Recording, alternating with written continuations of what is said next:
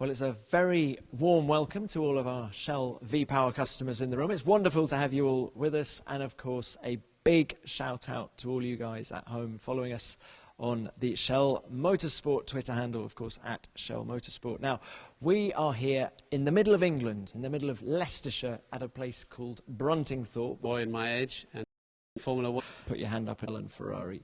How has... I think it's an outstanding partnership.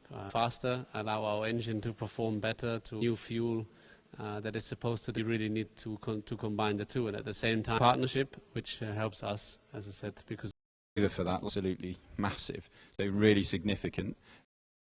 From Shell's partnership with Ferrari, there is also technology transfer, let's say, from Formula 1 into the road car. So, in fact, I've done a few times car with the normal fuel from the petrol station to prove that the car works fine. And if I... How many do you think? More than 10 million, okay. Whom you couldn't do it. Signs of a failure coming, so that we don't run into a session and then get surprised. Ideally, we want to see if something goes wrong beforehand. But ultimately, we want that nothing goes wrong, so that's why a lot of effort is going in the lab and based on the results that we have on track to improve. Guy, was Shell the first fuel company to bring a track lab to Formula 1? Yes, absolutely. Others have since followed, but we try with our technology and innovation in the laboratory to try and stay a step ahead. Sebastian was completely accurate with what he was saying. We perform some really vital functions within the track lab at every single race through the calendar year. The fuel is absolutely critical to make sure that it's legal and on spec. If, for example, at the end of a race on a Sunday, we find that that the fuel is illegal, we could get disqualified. And so there's quite a lot of pressure on my team to make sure that we track the quality of the fuel all the way through its journey from our development and blending facility in Hamburg all the way through to race on a Sunday. And Mark, just a quick question. You have so much experience at Ferrari. As I said earlier, 2004 was your first year with the team. How have the technical regulations changed during your time at the team, and how different are the cars to drive now? Yes, they have changed a lot. When I joined Ferrari, I joined as a test driver because there was so much testing at that time. They already had a test driver, but one couldn't cope with all the amount of testing that was in place, so they needed a second test driver. That's why I joined Ferrari.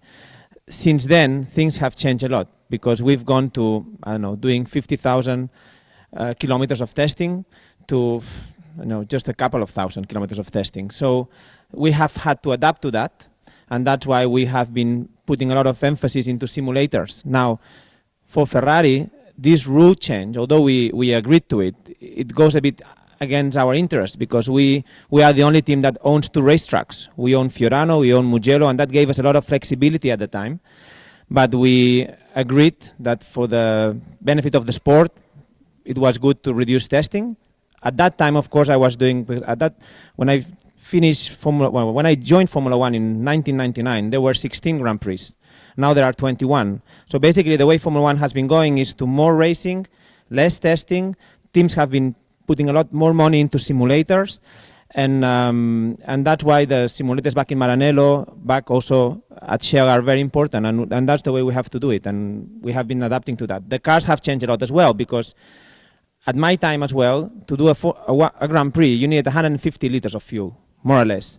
Now, yesterday's race was done in 100 liters, so that shows how much more efficient these engines nowadays produce as much power as the most powerful engines in Formula 1 with 1/3 of the consumption of fuel. So we're talking about very advanced and efficient engines. And together with Shell, we're also talking about efficiency because you do not only save fuel by using turbocharged engines, which is the same engine that you have in the 488, but you also can save fuel with different fuel formulations. So we're working very hard on that hand in hand with Shell. Well, Mark, brilliant. I don't know whether you'd read the question that's just come in on Periscope because it's to do with fuel consumption. Steve in Berkshire, thank you very much for this. Sebastian, how has the lack of refueling during the race affected the races for you? Well, when I started, we were able to come in and put fuel in the car again. The fuel tanks were a lot smaller because you could basically refill during the race. So at the time, the maximum fuel load you could put in the car was around 60 kilograms.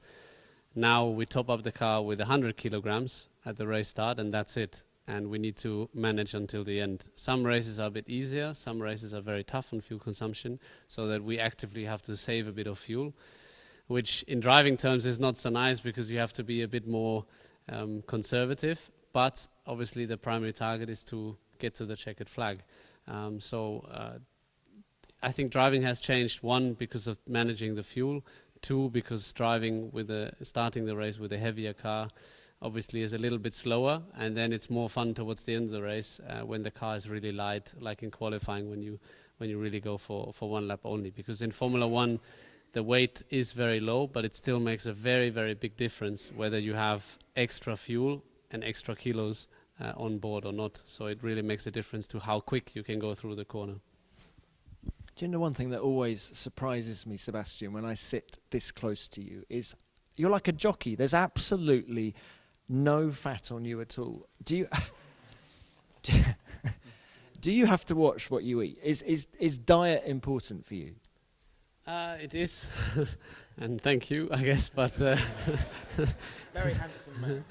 but yeah, I mean, I don't have a really strict diet. I think I know what to look out for, but some stuff that probably isn't very good tastes very good. So I think we all know that, and I also, Mark, myself, we are the same. Then you might be a bit heavier as well, so you might struggle a little bit with the weight limit. But chocolate. While we're talking guilty pleasures, do you have a guilty pleasure? Ice cream. Chocolate as well, yes. Got sweet chocolate, biscuits. Chocolate, ice cream. Guys, if you've got any questions, please put those hands up. Get involved. But Sebastian, this is, as I mentioned earlier, the oldest technical partnership in Formula One, and I think I know we've got some Ferrari customers in the room as well. Can you just describe the magic of Maranello for us, for people who haven't been there the first time you went there? Can you still remember it now, the impact it made on you? Yeah, of course I remember. I think I was 12 years old, and yeah, we were go-karting in Italy, and because we were sort of close, not really close, but in Italy, we obviously thought to pass by Maranello. Went into the museum, everything was red, saw the Formula One cars that were exhibited at the time, or on exhibition at the time, and yeah, something I don't forget. And then all of a sudden we walk around in Maranello and we hear, something really loud, the Formula One engine coming to life. And as soon as we heard that, we just followed all the people that basically went onto the bridge where you can see a little bit of the Fiorano track. And we saw, I don't know if maybe you were driving, but we saw the Formula One car going around doing some tests, and it was, that's a day that I will never forget. And obviously the fact that a couple of years later I'm coming to Maranello and the gates are opening and I'm allowed in, and I get to see everything that I want. It's great racing for the team. I think everybody who is a little bit into cars knows Ferrari and knows a little bit of the history of Ferrari and knows I think the special ingredient when you step into or sit inside a Ferrari is just different. It's more emotion than any other car in the world can give to you. So it's something, it's a legend that is alive, full stop, and it's alive because the people in Maranello keep it alive. Would you have liked to have met Enzo Ferrari? Yeah, it's a big shame. Obviously, I was too young, but I think, knowing now Ferrari a little bit more from the inside, a lot of his ideals are still floating around, and it all goes back to one man, which I think is very impressive. Now, Guy, let's give Sebastian the heads up. What can he expect for the rest of this season from a fuel point of view? Is it true that there's going to be a new fuel that's going to give a 200 horsepower boost? Is that right? An aggressive estimation like that. Certainly an aggressive estimation, but something that we'll aim for, no doubt. More of the same. We won't stop pushing. We've got a very, very highly motivated, highly passionate team. within Shell. We want to bring performance and efficiency to the racetrack as quickly as possible, something that we've proven our wares at over the last few years or number of decades as well. So yeah, more of the same, more performance for sure. We look forward to seeing that. Ladies and gentlemen, we could talk. We actually have a question from the floor. I think we've got time just for this one question. Yes, sir.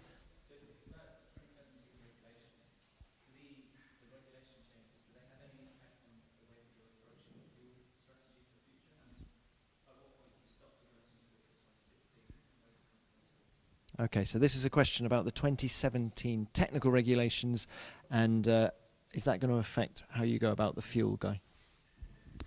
It gives us a little bit more opportunity, actually, as the token system is abolished and the engine development side of things is more open.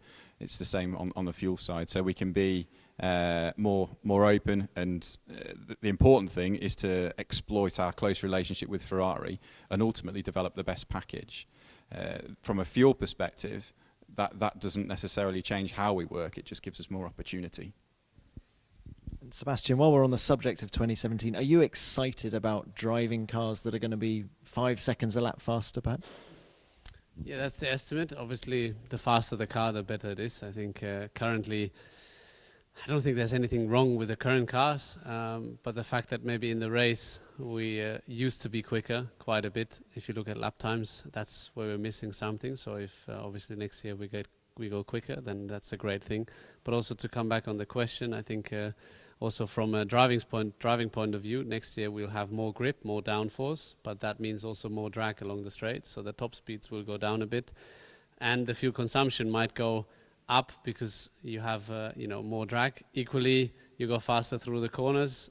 So it will be interesting to see as well on that front how it then translates to what we need to do in the car, whether we still need to keep saving fuel or we can be flat out, so to say, for the whole race. The thing about Formula One is it never stands still, and I'm afraid nor do we. We could talk to these three all afternoon, but we're going to go and find some chocolate, ice cream and chocolate now.